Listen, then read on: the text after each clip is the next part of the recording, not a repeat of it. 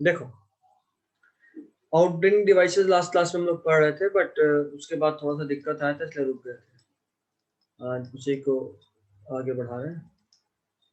Outbreeding devices,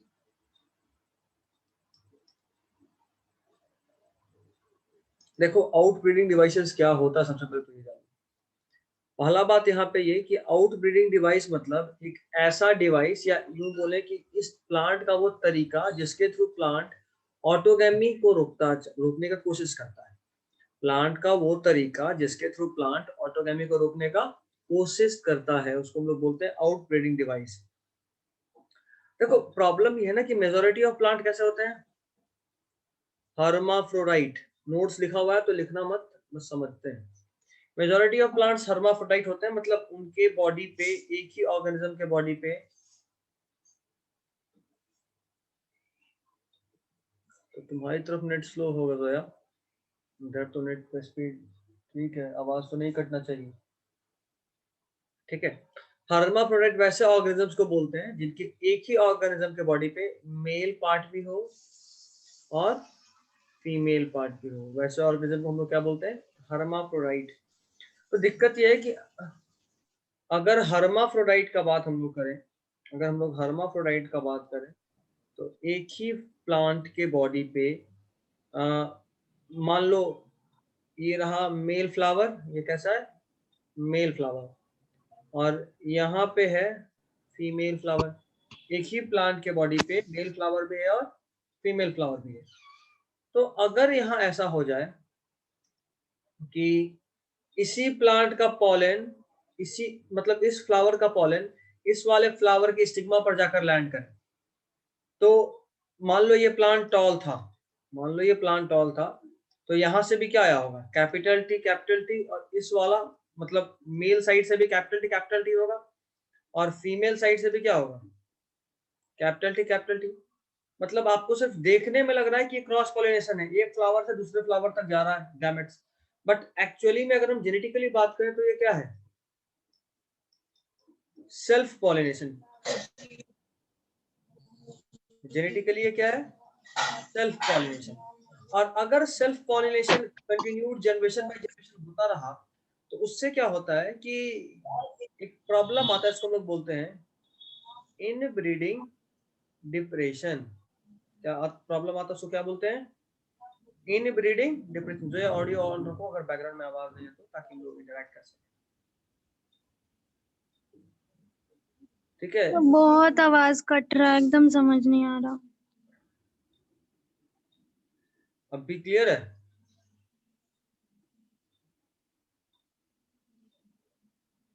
हाँ अभी ठीक है। हाँ अभी ठीक है, तो फिर ठीक है। इनब्रीडिंग ऑन ही रखना, जहां कटे तो बोल देना, रिपीट कर देंगे, ठीक है। इसको बोलते हैं इनब्रीडिंग डिप्रेशन। सेल्फ पॉलिनेशन से अगर कंटिन्यूड सेल्फ पॉलिनेशन होता रहा तो उससे होगा इनब्रीडिंग डिप्रेशन। इसको समझना है ना, तो ऐसे समझ सकते हैं हम लोग। देखो मान लो कि ये कोई या इसी को देखते हैं ना, मान लो अगर इसी प्लांट का जीनोटाइप ये होता तो प्लांट का फेनोटाइप कैसा होता, टॉल या ड्वार्फ,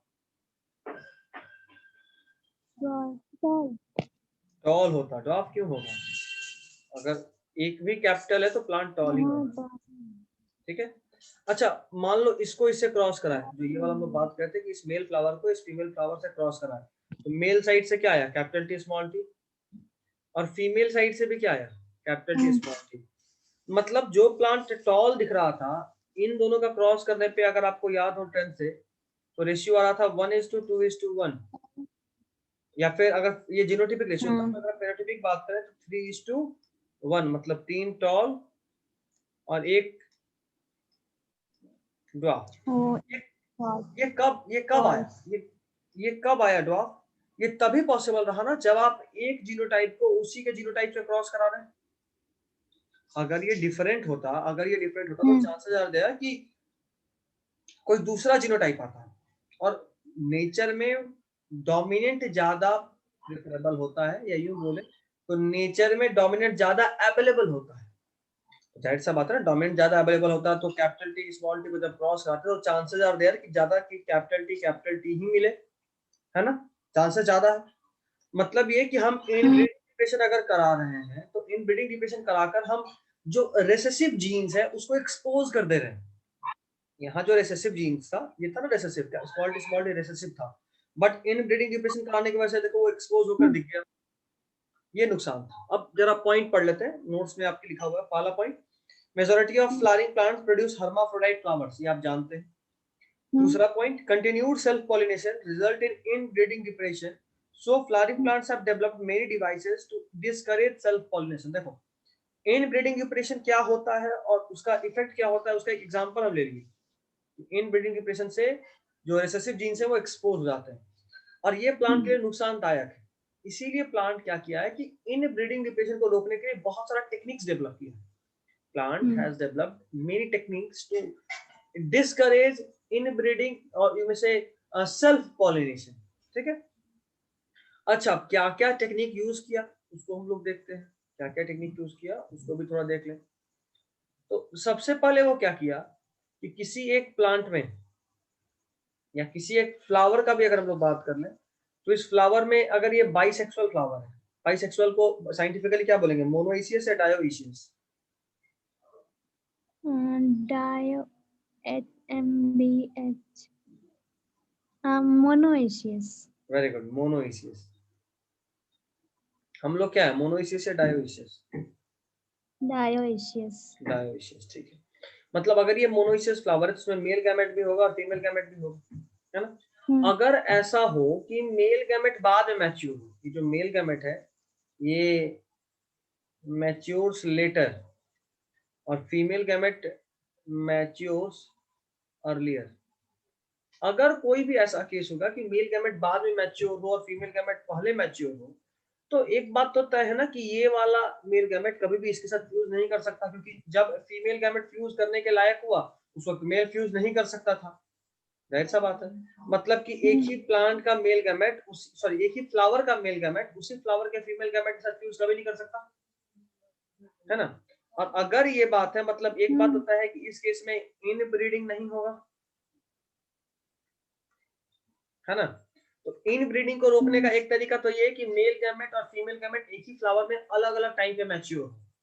ठीक है, ठीक है ना। चलो दूसरा तरीका,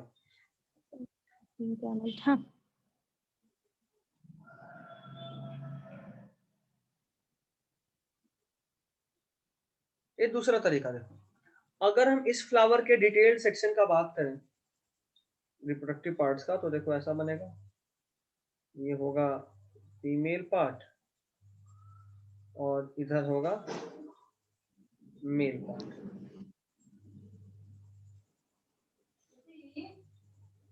है ना। अगर ऐसा केस है तो देखो, तो चांसेस आर देयर ना, अगर ये दोनों एकदम से यहाँ पे तो अगर बराबर में रहता, मेल गैमेट और फीमेल गैमेट यहाँ बहुत नजदीक में दिख रहा है ना, आप देख पा रहे हो क्लियरली कि मेल और फीमेल बहुत नजदीक में।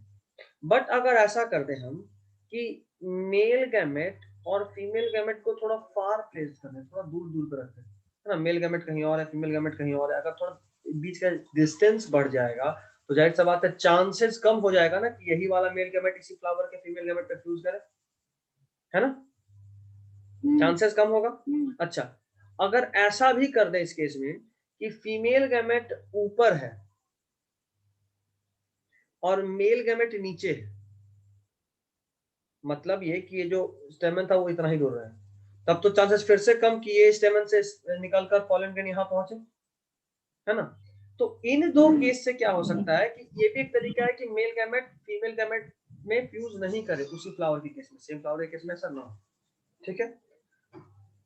अच्छा लेकिन इन दोनों केस का एक ड्रॉबैक ये है, मेजर ड्रॉबैक ये है, ये तो पॉसिबल है,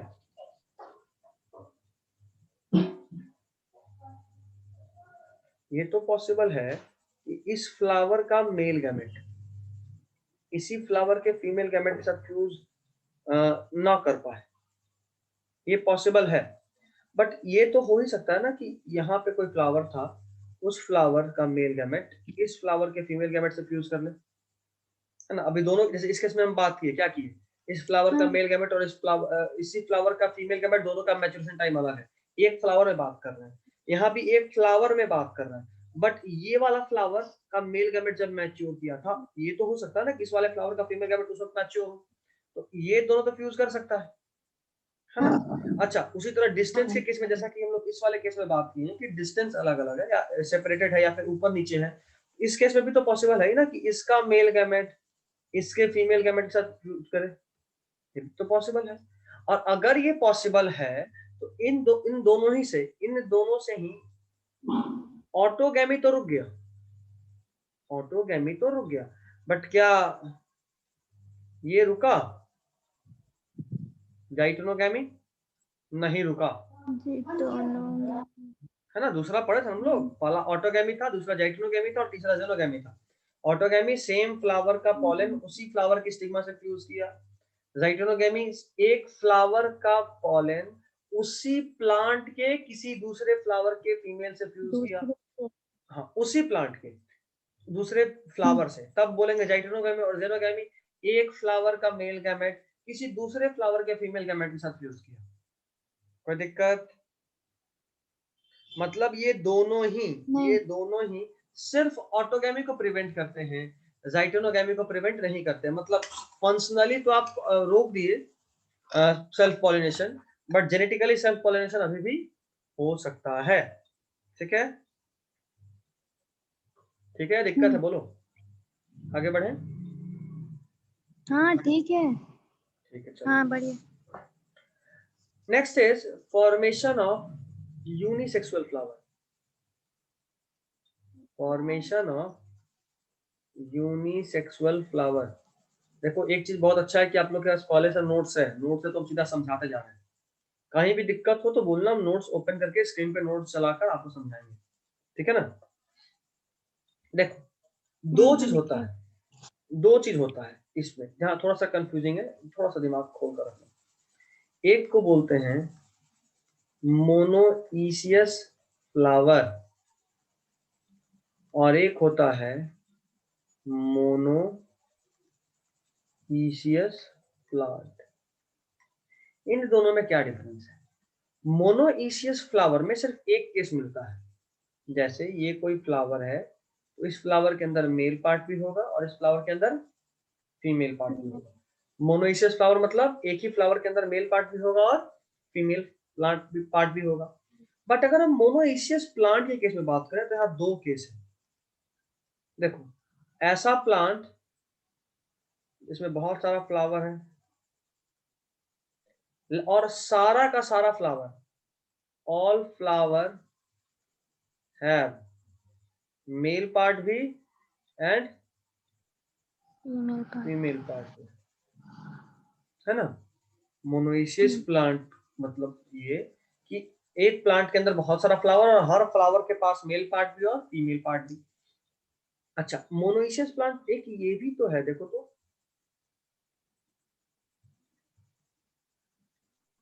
एक प्लांट के अंदर 3 फ्लावर है, ये वाला के पास सिर्फ मेल पार्ट है, ये वाले के पास सिर्फ फीमेल पार्ट है। देखो इस केस में ये फ्लावर कैसा है? ये यूनिसेक्सुअल है, डायोइशियस, है ना। ये फ्लावर डायोइशियस है क्योंकि एक फ्लावर में सिर्फ एक सेक्स ऑर्गन है, एक तरह का सेक्स ऑर्गन है। अच्छा, ये फ्लावर भी कैसा है? यूनिसेक्सुअल या डायोइशियस।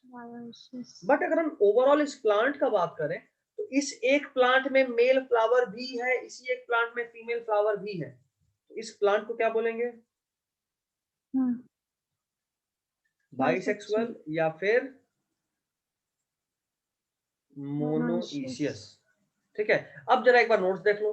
फॉर्मेशन ऑफ यूनिसेक्सुअल फ्लावर, ये भी एक तरीका है कि आप यूनिसेक्सुअल फ्लावर, अगर जैसे देखो ये तो इसका बात छोड़ दो, ये तो सब समझाने के लिए यहाँ बताया था। इस तरह के फ्लावर का फॉर्मेशन करना है, इस तरह का फ्लावर, देखो ये वाला यूनिसेक्सुअल फ्लावर है, ये भी यूनिसेक्सुअल फ्लावर है। तो फॉर्मेशन ऑफ यूनिसेक्सुअल फ्लावर, इससे क्या होगा?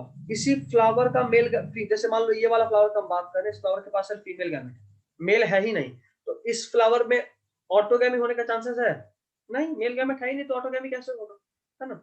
लेकिन इस प्लांट में अगर हम बात करें तो क्या यहाँ जाइटोनोगैमी हो सकता नहीं हो सकता? हाँ आराम से हो सकता है। इस फ्लावर का मेल गैमेट इस फ्लावर के फीमेल के साथ फ्यूज कर लेगा, तो फंक्शनली लग रहा है कि ये क्रॉस पॉलिनेशन है, but genetically again it is self pollination. Pollination. तो यहाँ पे भी जेनेटिकली सेल्फ पॉलिनेशन है ये। सब तो ऑटोगैमी को ही रोक रहा है। हाँ, अभी तक जो भी पढ़े सब का सब सिर्फ ऑटोगैमी को रोक सकता है। जाइटोनोगैमी में कोई भी अभी तक सक्सेसफुल नहीं रह पाया, लेकिन मेन बात यह है कि अगर जाइटोनोगैमी हो गया तो इनब्रीडिंग डिप्रेशन हो सकता है, और अगर इनब्रीडिंग डिप्रेशन होता रहेगा तो फिर दिक्कत है, क्योंकि बताए भी थे, अभी तुरंत बताए भी थे और लास्ट क्लास में भी बताया था, अभी तुरंत बताए थे कि जो रेसेसिव जीन्स है वो एक्सपोज हो जाएंगे, और लास्ट क्लास में एक और टर्म यूज किए थे कि हाइब्रिड विगर कम हो जाता है। हाइब्रिड विगर मतलब एबिलिटी टू सेक्सुअली रिप्रोड्यूस, ये थोड़ा कम हो जाता है। अभी तक ठीक है? हाँ। अच्छा, अब यहाँ पे एक बात और ये भी जानो कि इस सब का तोड़ से कुछ प्लांट ही डायोइशियस हो गया, कुछ प्लांट ही डायोइशियस हो गया, मतलब पूरे के पूरे प्लांट पे जितना भी फ्लावर है वो आइदर मेल और फीमेल। जैसे मान लो पपाया, बात भी किए थे कि पपाया के केस में क्या होता है कि क्लियरली आपको दिख रहा ना लिखा हुआ ये, पपाया के केस में क्या होता है कि कुछ प्लांट ऐसा होता है जिसपे एकदम फ्रूट नहीं आता, और कुछ प्लांट पे फ्रूट आता है। जिसपे एकदम फ्रूट नहीं होता मतलब कि वो मेल प्लांट है, वहां पे सिर्फ पॉलन ग्रेन बन रहा है, उस पूरे प्लांट पे जितने भी फ्लावर्स है सब मेल हैं। और दूसरा वाला केस जिसमें फ्रूट आ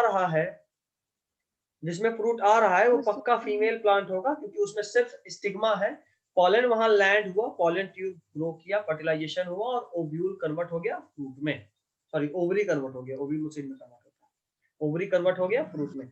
तो एक तरीका तो ये कि डायोइशियस प्लांट ही डेवलप किया जाए, जैसे कि पपाया। और ये क्या करता है कि ऑटोगैमी एंड जाइटोनोगैमी दोनों को प्रिवेंट करता है। ठीक है, कोई दिक्कत यहां तक बोलो?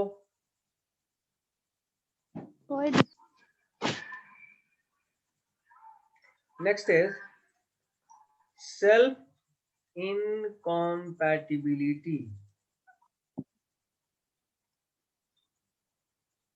ये भी फिर से एक ऐसा टेक्निक है जिससे ऑटोगैमी और जाइटोनोगैमी दोनों रुकेगा। ये एक जेनेटिक मैकेनिज्म है। ये कैसा मैकेनिज्म है? जेनेटिक मैकेनिज्म मतलब ये कि ये जीन से कंट्रोल होता है।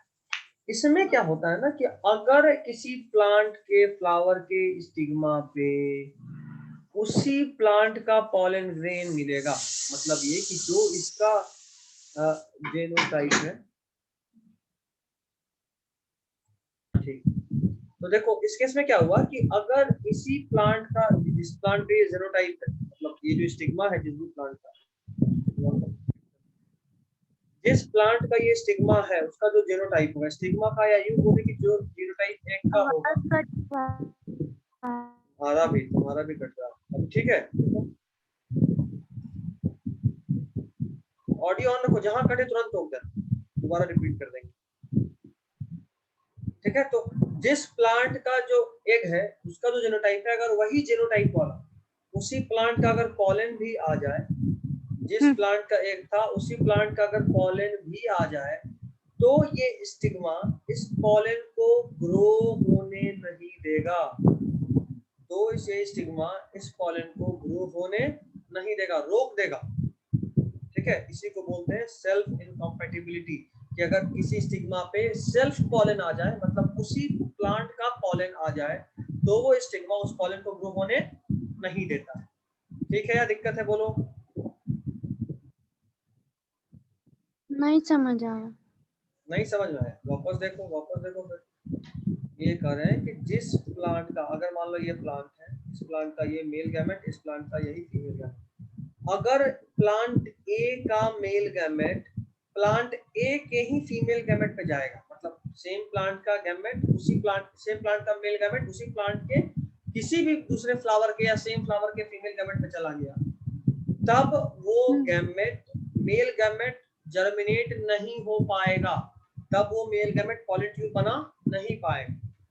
ठीक है, क्या दिक्कत होता है, क्या चेंज होता है, ये हम लोग आगे इसी चैप्टर में पढ़ेंगे, शायद अगले क्लास तक हम वहां पहुंच जाए, तब समझ में आएगा कि सेल्फ इनकॉम्पैटिबिलिटी होता क्यों और कैसे। अभी सिर्फ इतना कि क्या होता है, सेम प्लांट का पॉलन उसी प्लांट के स्टिग्मा पे ग्रो नहीं कर पाएगा, ये एक जेनेटिक मैकेनिज्म है ब्लॉक करने का, ऑटोगैमी और जेनेटोगैमी दोनों। ठीक है, चलिए अब आइए agents of pollination.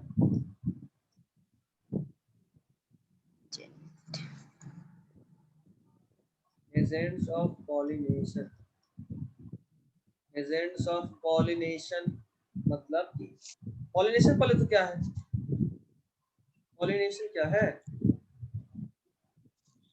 Pollination. Transfer of male gamete From anther to stigma. Transfer of male gamete, सीधा ये लिखते हैं ना, टू फीमेल गैमेट, सही तो लिखे थे, female gamete is called pollination.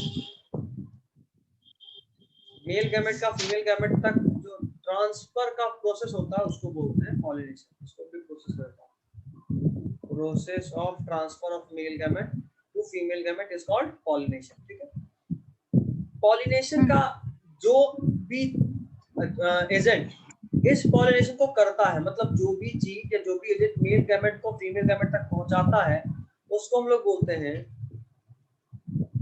Pollinator. क्या बोलते हैं? पॉलिनेटर।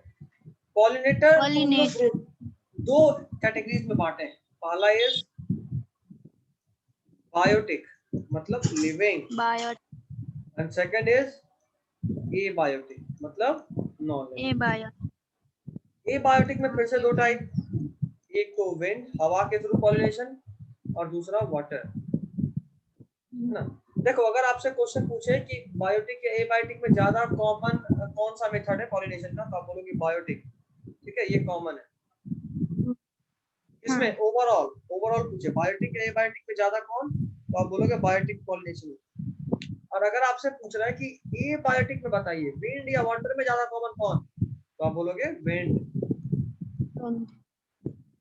मोर कॉमन किसके केस में बात कर रहे हैं हम लोग? More common. ये बायोटिक में मोर कॉमन कौन सा है? विंड। ठीक है, चलिए सबसे पहले हम लोग पॉलिनेशन बाय विंड ही पढ़ेंगे। पॉलिनेशन बाय विंड को क्या बोलते हैं? Anemophily. Anemophily. Anemophily, anemophily means pollination by wind. देखो सबसे पहला, अब नोट्स का थोड़ा काम आएगा, नोट्स देखते रहना साथ में। सबसे पहला टर्म यूज किया है इसके लिए non directional and restful process, बोला ना, no it is non directional and restful process. ऐसा इसलिए बोले क्योंकि आप इसको टारगेट करके नहीं भेजते, मतलब ऐसा नहीं है कि यहाँ से अगर हमको इस फ्लावर से पॉलन इस फ्लावर में पहुंचाना है तो हवा इसी डायरेक्शन में चलेगा तभी रिलीज होगा पॉलन ना, हवा किसी भी डायरेक्शन में हो पॉलन रिलीज हो जाएगा। मतलब ये डायरेक्शनल प्रोसेस नहीं है, ये गारंटी के साथ आप नहीं भेजते कि अच्छा यहाँ से यहाँ पहुंचाना है, जब हवा इधर चलेगा तो आप यहाँ से पॉलन रिलीज कर दिए और यहाँ पहुंच गए ना, ऐसा नहीं होता। इसमें क्या होता है, चुपचाप बस पॉलन रिलीज कर दिए, अगर पॉलन का किस्मत अच्छा रहा तो वो किसी न किसी स्टिग्मा पे लैंड कर जाएगा। किस्मत यहाँ पे फैक्टर आ जाता है, किस्मत, इसीलिए इसको बोले कि नॉन डायरेक्शनल है। और यहाँ वेस्ट बहुत होता है, ऐसा बात है ना, किसी भी पॉलन का किस्मत इतना अच्छा तो नहीं हो सकता ना कि जितना बार भी रिलीज हुआ हर बार वो सही जगह पे पहुंच जाए, ऐसा बात है, ये तो chance factor, total chance factor, इसलिए इसको बोले non directional and wasteful process. दूसरा, ये ग्रास में बहुत कॉमन है, very common in grasses, very common in grasses, ये ग्रास में बहुत कॉमन। अच्छा, तीसरा पॉइंट जो आपके नोट्स का, ये बहुत बहुत बहुत ज्यादा इंपॉर्टेंट है, डायरेक्टली लिख देगा और पूछेगा जरा बताइए ये किस तरह के पॉलिनेशन का बात हो रहा है, किस तरह के पॉलिनेशन में ऐसा पॉलन ग्रेन होता है। तो हम जरा उस पॉइंट को हूबहू रीड करते हैं। पॉइंट है, it requires light and non sticky pollen. ऐसा बात है, हल्का होगा तभी तो हवा में बहकर इधर उधर जाएगा। नॉन स्टिकी, मान लो हमको यहाँ से यहाँ पहुंचाना था पॉलन और बीच में कोई पत्ता आ गया, अगर ये पॉलन ग्रेन स्टिकी रहा तब तो इस पत्ते में चिपक के रह जाएगा, आगे बढ़ेगा क्या कभी? नहीं, तो ये नॉन स्टिकी होता है, नॉन स्टिकी, कि कहीं चिपक ना जाए, ठीक है। और स्टिकी रहा तो एक और प्रॉब्लम ये है कि एयर में जो डस्ट अवेलेबल उसमें चिपकता चिपकते चिपकते फाइनली बहुत भारी हो जाएगा और नीचे लैंड कर जाएगा, उड़ ही नहीं पाएगा फिर वो, है ना। तो एक ये भी रीजन है कि ये नॉन स्टिकी होता है, लाइट होता है, हल्का होता है क्योंकि उसको हवा में तैरना है, उड़ना है, और दूसरा कि वो नॉन स्टिकी होता है। और इसके अलावा इसका स्टेमन बहुत वेल एक्सपोज होता जाए। इससे बात है ना, कपड़ा कब सूखता है, अगर मान लो ये आपका रस्सी है, इस पे आपने कपड़ा पसारा और हवा का डायरेक्शन इधर है, आप कपड़ा इतना बड़ा पसारोगे तब जल्दी सूखेगा या इतना बड़ा पसारोगे तब जल्दी सूखेगा, ए केस या बी केस? बी। जाहिर सा बात है बी। हवा जितना उससे टकराएगा उतना वो फड़फड़ाएगा, और जितना वो फड़फड़ाएगा, फ्लैटरिंग मूवमेंट होगा, उतना जल्दी सूखेगा, है ना। उसी तरह आप यूं भी या ऐसे भी कर सकते हो ना कि जितना उसका एरिया बड़ा होगा, जितना वो विंड से डायरेक्टली एक्सपोज होगा विंड के लिए, उतना ज्यादा चांसेस कि विंड उससे टकराएगा। सेम बात स्टेमन पे भी होता है, जितना वो एक्सपोज्ड होगा उतना विंड उससे टकराएगा, और जितना विंड उससे टकराएगा उतना ही उससे पॉलन ग्रेन रिलीज होगा और हवा में इधर-उधर फैलेगा, तैरेगा, फ्लो होगा।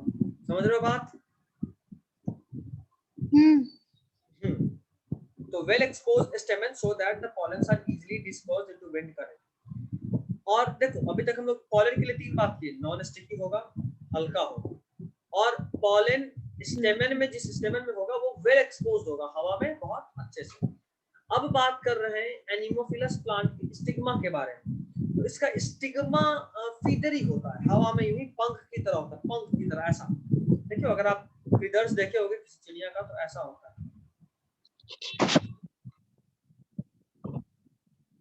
होता है ऐसा।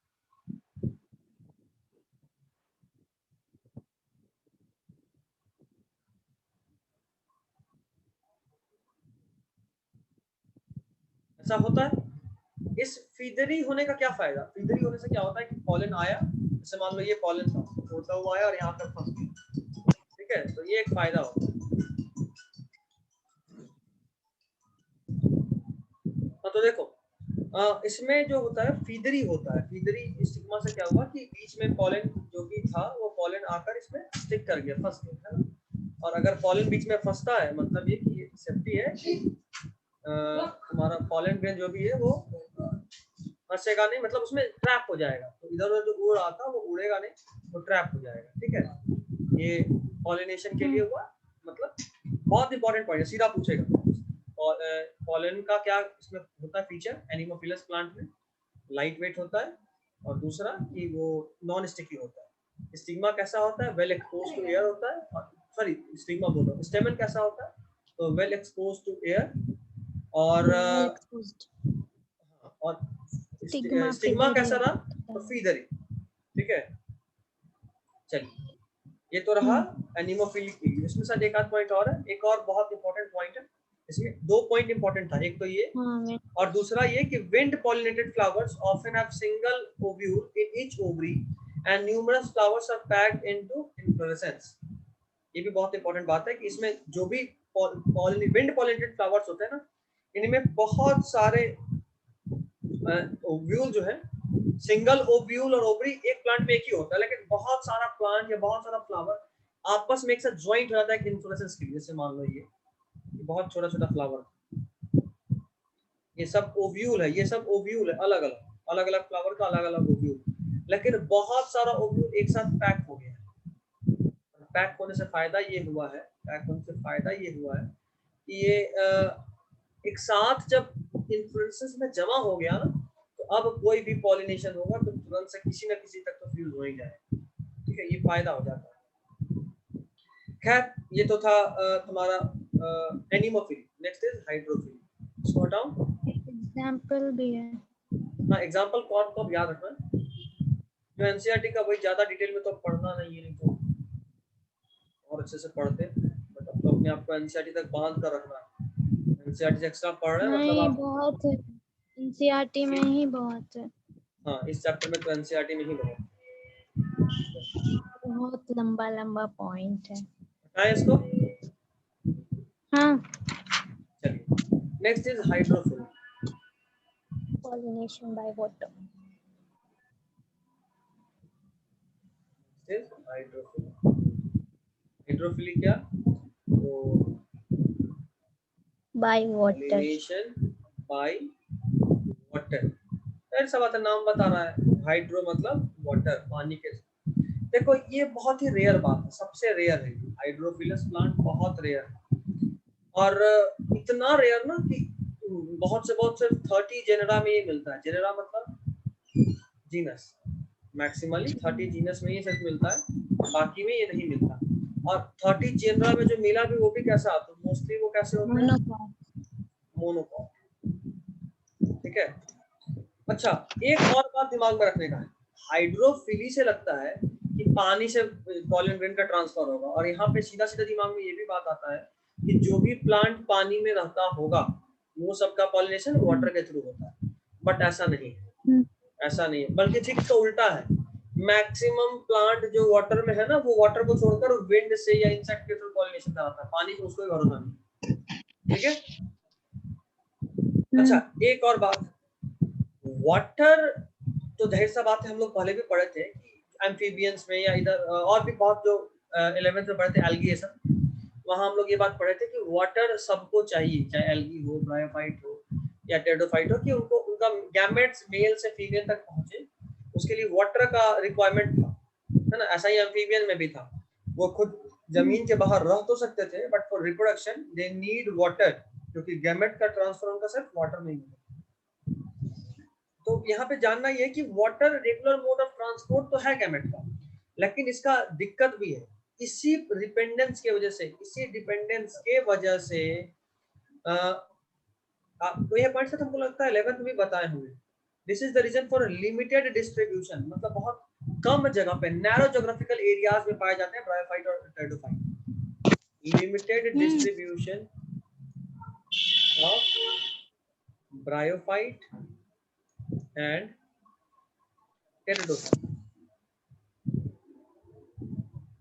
ठीक है, तो ब्रायोफाइट और टेरिडोफाइट के लिमिटेड डिस्ट्रीब्यूशन के लिए भी ये रिस्पॉन्सिबल है। ठीक है। अच्छा, इसका कुछ एग्जांपल्स थोड़ा सा इंपॉर्टेंट है याद रखने का। एक है वैलिसिनेरिया और हाइड्रिला, ये भी बहुत पूछता है,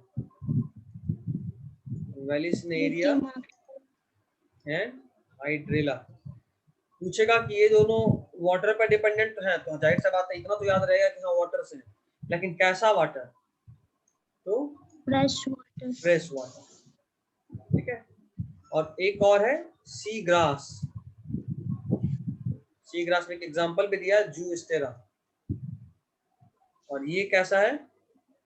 मरीन वाटर पर डिपेंडेंट है। ठीक है। अच्छा, एक बात तो हो चुका था पहले ही, अभी हम लोग कर लिए कि मैक्सिमम प्लांट जो पानी में है वो पानी के अलावा विंड से या फिर इंसेक्ट के थ्रू अपना पॉलिनेशन कराते हैं।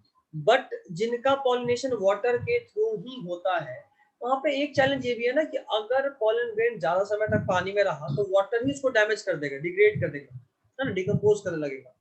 तो वैसा पॉलन जो वाटर के थ्रू फर्टिलाइज होता है या वाटर के थ्रू ट्रांसपोर्ट होता है, उसके प्रोटेक्शन के लिए उस पॉलन ग्रेन के ऊपर म्यूसिलेज का कवरिंग होता है। इसका कवरिंग होता है म्यूसिलेज। हाँ, म्यूसिलेज का कवरिंग होता है। म्यूसिलेज के कवरिंग से क्या हुआ भाई? म्यूसिलेज के कवरिंग से क्या हुआ कि वाटर पॉलन ग्रेन तक टच नहीं कर पाएगा, रीच नहीं करेगा, और इससे क्या होगा कि वो पॉलन ग्रेन सेफ रहेगा। ठीक है। चलिए, अब देखो, जो हम लोग बात की कि मैक्सिमम जो पानी में है बट फिर भी विंड या इंसेक्ट के थ्रू कर रहा है, उसके केस में 2-3 पॉइंट। एक एग्जांपल है वाटर लिली का और वाटर हाइसिंथ का। वाटर हाइसिंथ के बारे में पहले भी पढ़े ना, क्या है ये? Terror of Bengal. Very good. Eichhornia, terror of Bengal. Eichhornia का बात करें या वाटर लिली। अच्छा, चलो यहाँ पे एक और क्वेश्चन याद आ गया। इकॉर्निया किस चीज में कंटामिनेशन के थ्रू इंडिया आया था? क्या? इकॉर्निया इंडियन प्लांट था क्या? नहीं, किसी दूसरे कंट्री से इंडिया आया था। तो इसको इंडिया क्यों लाया गया? क्योंकि वो बहुत ब्यूटीफुल फ्लावर देता था। उसका फ्लावर और shape of beautiful flower and shape of leaves की वजह से इंडिया लाया गया था। ठीक है, खैर कोई नहीं। याद रखिएगा ये वीट के कंटामिनेशन के थ्रू यूएसए से इंडिया आया था। वीट आगे जब इकोलॉजी पढ़ेंगे तो वहां पे ये चीज आएगा, एनसीईआरटी का ही पॉइंट है, बट वहां नहीं बताया। वीट के कंटामिनेशन के थ्रू यूएसए से इंडिया वीट एक बार आ रहा था, इसी के साथ साथ गलती से ये इकॉर्निया भी आ गया। और इंडिया में इसका ये जो इंडिया का कंडीशन था इसको इतना सूट किया कि बहुत ही ट्रेमेंडस रेट से अपने आप को रिप्रोड्यूस करना शुरू किया, हर तरफ फैला लिया। और अभी इंडिया का सबसे कंटेजियस वीड यही है, इससे रीड पाना बहुत मुश्किल हो गया है। लगभग हर जगह घर के आसपास अगर कहीं पानी जमा होता है तो उसके ऊपर एक हरा कलर का लेयर बैठ जाता है ना, जिसमें छोटा छोटा पत्ता होता है, वो भी इकॉर्निया, जलकुंभी बोलते हैं उसको। नहीं देखे। कोई बात नहीं, ठीक है। तो इकॉर्निया या वाटर लिली में बात करें तो इनके केस में क्या होता है कि जो फ्लावर है ना, जैसे मान लो ये वाटर लेवल है, तो फ्लावर ग्रोथ तो बिल्कुल यहाँ मिट्टी में ही कर रहा है, बट फ्लावर पानी के बाहर निकल जाता है, फ्लावर पानी के बाहर निकल जाता है। और बाहर निकलने के बाद अब यहाँ पे या तो विंड के थ्रू या फिर इंसेक्ट के थ्रू, आइदर विंड और थ्रू इंसेक्ट, इसमें पॉलिनेशन होता है। मतलब पानी में है बट फिर भी फ्लावर को पानी के ऊपर ले आया, और पॉलिनेशन का मोड क्या अडॉप्ट कर रहा है, आइदर थ्रू एयर और बाय इंसेक्ट, मतलब आइदर एनिमोफिली या फिर जूफिली। ठीक है, पॉलिनेशन थ्रू इंसेक्ट या एनिमल को जूफिली या इंटोमोफिली बोलते हैं, इंटोमोफिली आगे पढ़ेंगे इसके बाद। खैर, तो एक तो ये हुआ। अब एग्जांपल देखो, बार बार करें कि एग्जांपल ज्यादा इंपॉर्टेंट है। एक एग्जांपल है वेलिस्नेरिया। वेलिस्नेरिया अभी तो पढ़े थे ना, फ्रेश वाटर से हो रहा था, वेलिस्नेरिया और हाइड्रिला, उसी में से वेलिस्नेरिया का बात कर रहे हैं। वेलिस्नेरिया, यहाँ क्या होता है कि पानी है अगर ये, तो फीमेल फ्लावर यहाँ पे, जैसे मान लो ये प्लांट, तो यहाँ से एक स्टॉक के थ्रू फीमेल फ्लावर पानी के सरफेस पे आ जाता है। ठीक है, पानी के सरफेस पे आ जाता है। और जो मेल फीमेल फ्लावर लंबे स्टॉक के थ्रू रिबन लाइक स्ट्रक्चर को बना रहे हैं। स्टॉक, स्टॉक मतलब बताए भी थे, डंटा, जैसे फ्लावर के नीचे स्टॉक होता है, तो बड़े स्टॉक के थ्रू, लॉन्ग स्टॉक के थ्रू वाटर के सरफेस पे आ जाता है। और मेल गैमेट भी इसी सरफेस ऑफ वाटर पे रिलीज किया जाता है। मेल गैमेट इसी सरफेस ऑफ वाटर पे रिलीज कर दिए। अब ये मेल गैमेट पैसिवली, मतलब जैसे जैसे पानी बह रहा है उसके साथ साथ, पानी के साथ साथ बहाव में बहता हुआ पैसिवली किसी तरह अगर इस फ्लावर के साथ पहुंच गया, इस फ्लावर के पास पहुंच गया, तो पॉलिनेशन हो जाएगा। जाहिर बात है, ये भी फिर से बहुत रिस्की। विंड वाले में तो चलो चांस था कि विंड हर तरफ बहता है, हर डायरेक्शन में, हवा किधर भी बह सकता है, बट पानी का एक धारा होता है, जिस डायरेक्शन में पानी जा रहा है सिर्फ उसी में जाएगा। ऐसा नहीं कभी उल्टा हो जाएगा, मन करेगा तो उल्टा हो गया, नहीं, पानी का एक फिक्स धारा होता है। इसीलिए यहाँ रिस्क ज्यादा है। अगर मेल वाला पीछे नहीं हुआ और फीमेल वाला बाद में नहीं हुआ, तो मेल यहाँ से फीमेल तक पहुंचेगा ही नहीं, है ना। पता चला कि ये मेल और ये फीमेल, और पानी इधर बह रहा है, तब तो मेल गैमेट और इधर ही जाएगा ना, कोई चांस तो है नहीं कि इधर वापस फीमेल की तरफ आ जाए। इसलिए बोले कि यहाँ रिस्क ज्यादा होता है। तो वेलिस्नेरिया में क्या होता है, फीमेल फ्लावर लंबे स्टॉक के थ्रू वाटर सरफेस पे आता है, और male flower passively, male flower release किया जाता है सरफेस ऑफ वाटर पे, और पैसिवली बहता हुआ किसी तरह अगर किस्मत से फ्लावर तक पहुंच गया तो पॉलिनेशन होगा, नहीं तो नहीं। कोई दिक्कत बोलो? नहीं। चलो अब सी ग्रास का बात कर लें। अगर हम सी ग्रासेस का बात करें, जैसा कि जूस्टेरा है, तो इसमें क्या होता है ना कि फीमेल फ्लावर पानी के अंदर ही रहता है, फीमेल फ्लावर पानी के अंदर ही रहता है। और मेल फ्लावर क्या है ना, मतलब मेल पॉलन ग्रेन, ये भी पानी के अंदर ही रिलीज होता है, लेकिन यहाँ पे पॉलन का एक स्पेशल शेप होता है, रिबन लाइक पॉलन। और रिबन लाइक पॉलन होने से क्या होता है कि चांसेस बढ़ जाता है ताकि वो स्टिग्मा में जाकर फंस जाए या स्टिक कर जाए। ठीक है, कोई दिक्कत यहाँ तक अभी? नहीं। अब विंड पॉलिनेटेड के लिए और वाटर पॉलिनेटेड, मतलब ओवरऑल एबायोटिक एजेंट के थ्रू पॉलिनेट होने वाले फ्लावर्स के लिए कॉमन पॉइंट, इन दोनों में एक कॉमन बात ये है कि इन दोनों ही केस में फ्लावर ना तो कलरफुल होता है, फ्लावर ना तो कलरफुल होता है, और ना ही इसमें नेक्टर बनता है। क्योंकि कलर क्यों होता है फ्लावर में? इंसेक्ट को अट्रैक्ट करने के लिए, और नेक्टर भी उसी लिए होता है कि कोई भी इंसेक्ट आए नेक्टर के लालच में और नेक्टर लेने के बदले फ्लावर से उसका पॉलिनेशन कर दे। तो विंड या एयर दोनों में से किसी भी केस में किसी को कुछ देने का जरूरत है नहीं है, तो इनडायरेक्टली बस हो जा रहा है नेचुरल प्रोसेस से। इसीलिए वहां ना तो कलरफुल फ्लावर होता है और ना ही नेक्टर होता है। ठीक है, नेक्स्ट इज एंडोमोफिली। आज ही डील करें या कल करेंगे? 10 मिनट का ब्रेक देते हैं, 10 मिनट के बाद फिजिक्स में जुड़ेंगे। आज बस इतना ही, ठीक है? ठीक ठीक है, चलो कोई दिक्कत अभी तक तो बताओ।